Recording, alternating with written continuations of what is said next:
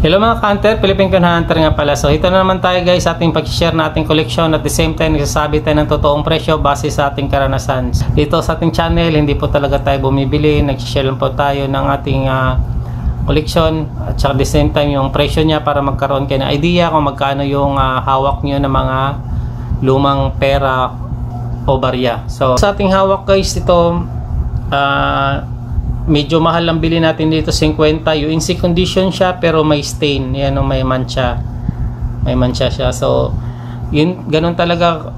Minsan pag mamimili tayo, minsan mahal po talaga kuha natin, minsan naman mura. Kasi napansin nyo yung unang natin binilag, yung 20 pesos nito at saka yung 50 pesos, 35 lang yung kuha natin, tapos napakaganda pa. Dito kasi double head to na 10 piso, ito yung single head. Tapos bili natin 50. Naalala ko yung pagbili ko nito, kumbaga ito na lang kasi yung kulang ko na mga banknotes na hindi pa UNC. Tapos may nakita kong nag-post, sabi ko sige pwede na to kahit 50, medyo mas mahal konti, kinuha pa rin natin. Tapos 10 piraso ata kinuha natin. Mayroon pa rin nagbibenta ng set nito guys, is yung complete denomination mula 1,000 hanggang 5 piso. Nasa 1.2 lang to 1.5 ang bintahan. Tapos iba pa yung mga signatory guys, di natin mabasa kasi walang nakalagay na pangalan, kaya ko binanggit yung mga signatory kasi mayroong mga kolektor na mga mahilig talaga sila sa signatory, at saka iba-iba yung mga presyohan yan. So dito sa natin, di natin mabasa guys kung anong signatory to, kanino tong signature na nandito.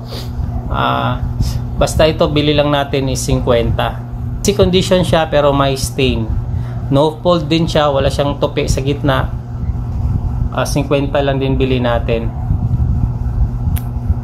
Ayun, kung may tanong kayo guys, kasi ako hindi talaga ako mahilig din talaga sa mga special talaga na mga pera, special signatory, special serial number.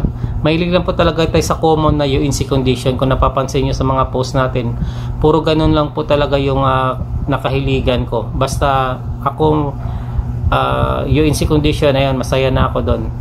May tanong kayo dyan, comment na kayo dyan sa baba, try nating sagutin, basta kaya nating sagutin. Ayan, maraming salamat sa panonood. Philippine Coin Hunter nga pala. Happy hunting everyone. Paalam, God bless, bye bye.